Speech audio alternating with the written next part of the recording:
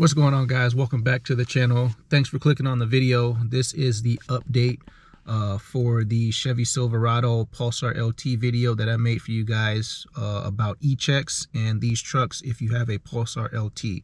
So today is Friday. We are going back to e-check to see if the truck will pass e-check now, because I made a video for you guys and showing you guys that I had to disconnect my Pulsar LT so that my truck's computer could communicate with the OBD port at the e-check and communicate back and forth with each other to continue the truck in the test and pass, and so that I can get my new stickers for my truck because my birthday is coming up.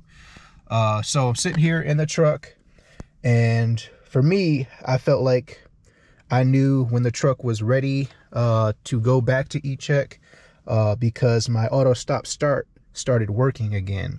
And I'll try to demonstrate this and mimic this as I head down to the end of my street on the way to the e-check for you guys and get a video of it. But for right here, right now, while the truck is off, this needle here was sitting at idle for the past, I want to say 3 days since I made the previous video for you guys. And I could feel the truck wanting to turn off into the auto stop start like it is right now. Obviously the truck is off, but this is where that needle goes when the auto stop start is on and working. When you hit the brake for more, I think it's about 5 seconds, when you come to a red light or a stop sign, the truck goes from being on and it shuts itself off for the auto stop start. But the needle in the truck was still, or the needle was still in the truck was still idling, and the needle did not go down to this off position, and the truck's engine was still running. But as of yesterday, the truck did finally go back to auto stop start and shutting itself off when I came to red lights and stop signs. So now it goes from that idle position, shuts the engine off, and the needle drops down to the off position like it is right now, even though, yes, the truck is off. So again, that's why I'm about to try to mimic that for you guys as I go down the road here and headed on my way to the e-check.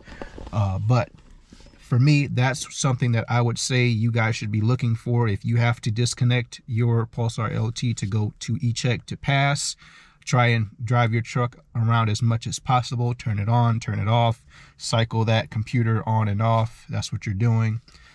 Get some mileage on the truck as well. Do not disconnect your battery again. After you disconnect it and take that Pulsar LT wiring harness off and put your old factory wiring harness back together, do not do anything with your battery again, because you're going to have to drive your truck and turn it on and off that much more to get it back to that factory setting and state for it to pass your e-check. So that's a very important step and thing to note. So I'm about to head down the street here and go on my way to e-check, and fingers crossed, hopefully we pass. Hopefully that was my indicator right there with this auto stop start starting to work again, and the computer talking back and forth with the truck and putting everything back in how the truck comes from the factory, basically. You guys in a few seconds here to show you the auto stop start and how it works and shuts that needle off and shuts the engine down.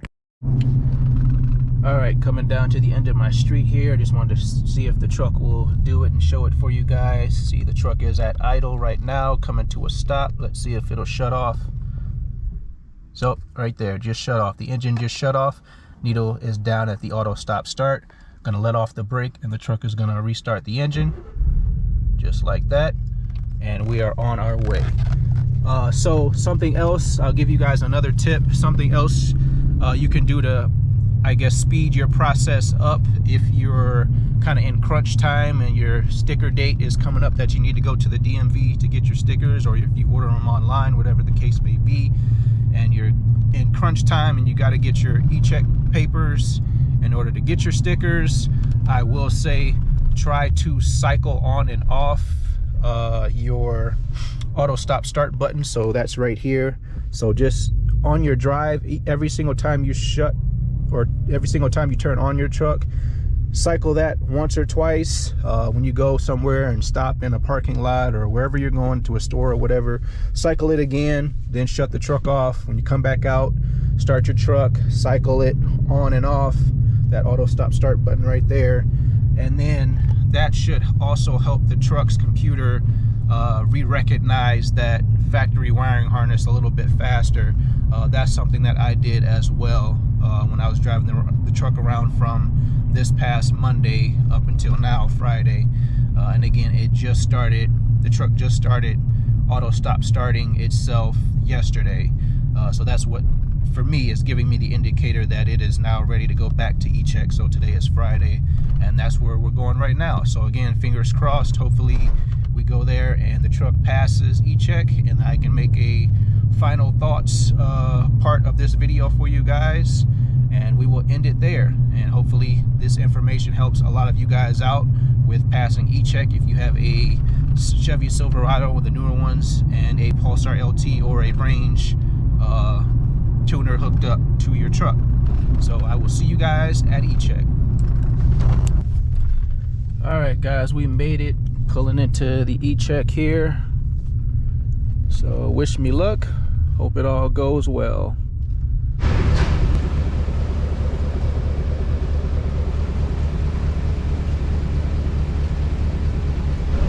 All right, guys, moment of truth here. He just went to go get the e-check paperwork to see if it passes or not. This is my old one. So as you can see right here, it says vehicle not ready for e-check test. So that is what will show up if you leave your Pulsar LT connected. So waiting for the guy to come back and see if we pass or not. All right, guys, we made it back home. Bad news, we did not pass, but there's good news as well, because the e-check form and paperwork shows that we are getting close, and I'm going to show you that, guys, here in a second. But first, I'm going to show you for the guys, or for the sake of time in the video, what to do now if you're in the same situation as me. So here is what you're going to do. This is the paperwork that I got from them, and this is what we are going to do as well. So this is basically telling me I have to do this 2 more times, and then the truck will be ready. So for me, it'll be 2 more drives or 2 more days.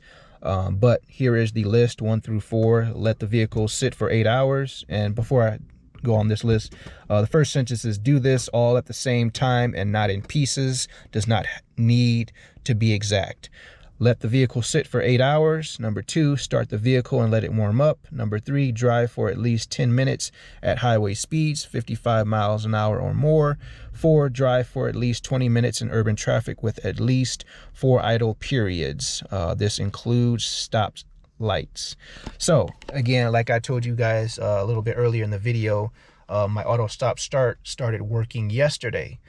So that right there was not enough time for the vehicle to get 2 more cycles.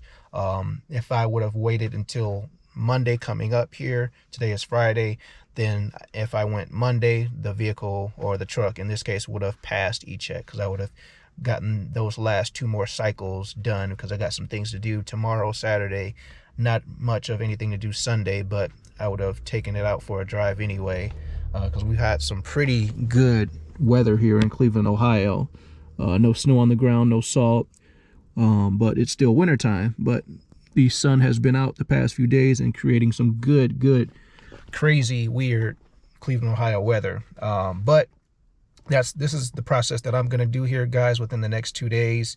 And then either Monday or Tuesday, or maybe Wednesday even, I'll take it back and we should get our pass e-check test.